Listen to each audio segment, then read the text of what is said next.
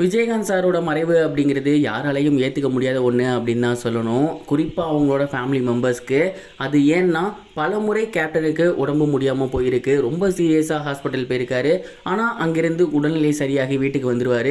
இந்த முறை அதே மாதிரி தான் நினச்சாங்க. ஆனால் அவர் இறந்துட்டார். இந்த ஒரு விஷயம் அவங்களால சுத்தமாக ஏற்றுக்க முடியலை அப்படின்னு தான் சொல்லணும். அதனால தான் பச்சை குழந்தை போல் பெரியவங்க கூட தேம்பி தேம்பி அழுதாங்க. மேலும் அவர் நல்லடக்கம் செய்யும் போது அவரோட உடைமைகள் பொருட்கள் எதையுமே அவங்க அப்படியே கொடுத்துடல. குறிப்பாக அவர் பயன்படுத்தின மோதிரம், கண்ணாடி, வாட்ச், செயின் இது எல்லாமே பத்திரப்படுத்தி வச்சுருந்தாங்க. அது மட்டும் இல்லாமல் வீட்டில் அவரோட உடைமைகள் எல்லாமே அப்படியே தான் இருக்குது அப்படிங்கிறதும் தெரிய வந்திருக்கு. அது எல்லாம் பார்க்கும்போது கண்டிப்பாக அவங்களுக்கு கேப்டன் நினைவு வராமல் இருக்காது. ஏன் அப்படின்னா அரசியலுக்கு வந்ததுக்கப்புறம் கேப்டனை நம்ம அதிகமாக பார்த்தது அந்த கருப்பு கண்ணாடி, அந்த மோதிரம். நமக்கே அது நினைவு வரும்போது அவங்களோட ஃபேமிலி மெம்பர்ஸ்க்கு வராதா என்ன? ஸோ கண்டிப்பாக அவங்களுக்கு எங்கே பார்த்தாலும் கேப்டனோட நினைவு தான் இருக்கும். அந்த வீடாக இருக்கட்டும், தலைமை அலுவலகமாக இருக்கட்டும், எங்கே திரும்பினாலும் அவங்களுக்கு கேப்டனோட மெமரிஸ் தான் இருக்கும்.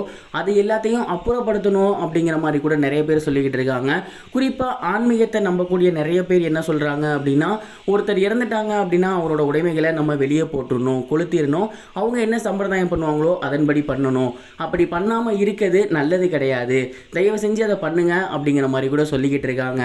இது மட்டும் இல்லாமல் இன்னொரு விஷயத்த கூட சொல்கிறாங்க. கேப்டன் அவர்களுக்கு உடல்நிலை சரியில்லாமல் போனதுக்கு கூட ஆன்மீக ரீதியாக அவங்க சரி பண்ணியிருக்கணும். ஏன்னா ஏகப்பட்ட ஹாஸ்பிட்டல் போயிட்டாங்க, ஏகப்பட்ட நாடுகள் போயிட்டாங்க, எதுவுமே தீர்வு கிடைக்கல. ஒரு முறை அவங்க ஆன்மீகத்தை நம்பி இருக்கணும், ஆன்மீக முறைப்படி ஒரு சில பரிகாரங்கள் பண்ணியிருக்கணும். அதை அவங்க பண்ணலை. அப்போ தான் அந்த தப்பு பண்ணிட்டாங்க. இந்த முறை அந்த தப்பு பண்ணிடக்கூடாது.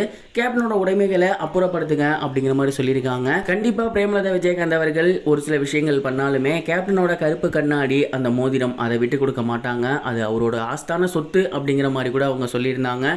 இந்த ஒரு விஷயத்தை பற்றி நீங்கள் என்ன நினைக்கிறீங்க? கமெண்ட் பாக்ஸில் ஷேர் பண்ணுங்கள். இது வரைக்கும் கனெக்டிங் டிவிக்கு சப்ஸ்கிரைப் பண்ணனா மறக்காமல் சப்ஸ்கிரைப் பண்ணிக்கங்க. உடனடி அப்டேட்ஸ் பெறுவதற்கு நோட்டிஃபிகேஷன் பெல்லையும் கிளிக் பண்ணிக்கங்க.